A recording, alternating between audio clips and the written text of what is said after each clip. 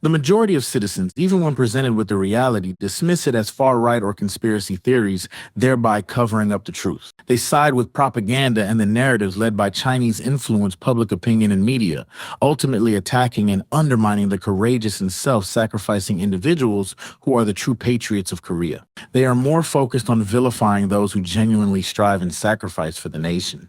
It did not matter whether I gained any money or fame. I believed it was the right thing to do. However, now I can no longer feel that sense of value. This is because I have begun to doubt the value of our nation's people and the country itself. If this is what they desire, then perhaps this is how it is meant to be. If Korea prospers, that would be good in its own way, but if it collapses and falls under oppression, then that too would be the result of their own wishes and actions. Perhaps freedom is a luxury for our nation, and democracy may be more than we deserve. There are still those who wish to dismantle large corporations and redistribute wealth, genuinely desiring a communist society. These individuals disparage and demonize the nation's founding figures such as Syngman Rhee and Park Chung-hee, yet they fail to explain why Korea, unlike other Southeast Asian countries, was able to achieve economic growth and even surpass Japan in GDP. They neglect to acknowledge the difference in the driving forces behind this success. Even though 80% of the population desired communism at one point, democracy was pursued, and bold investments were made in advanced industries. However, they refuse to give any credit to this decisive leadership. Education and the media do not tell the truth about this history. Instead, they actively conceal it. I, too, was educated to believe that this was the truth, and I lived my life thinking it was.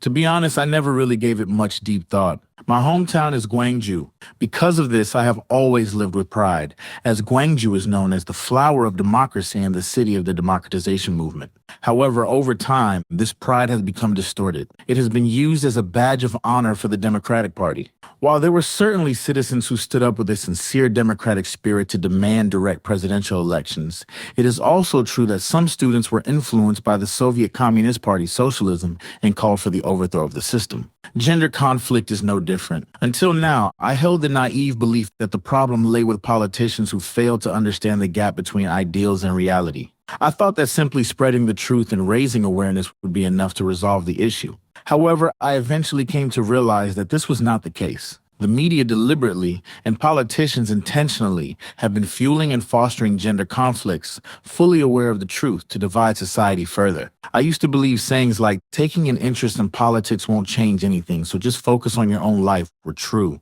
However, I came to realize that such narratives are, in fact, intentional frames designed to distance us from the most important issue, politics. These statements serve to promote political indifference, forcing individuals to focus solely on their personal matters, ultimately making meaningful societal change an impossibility. Politics is directly connected to national security, the economy, and every other aspect of society.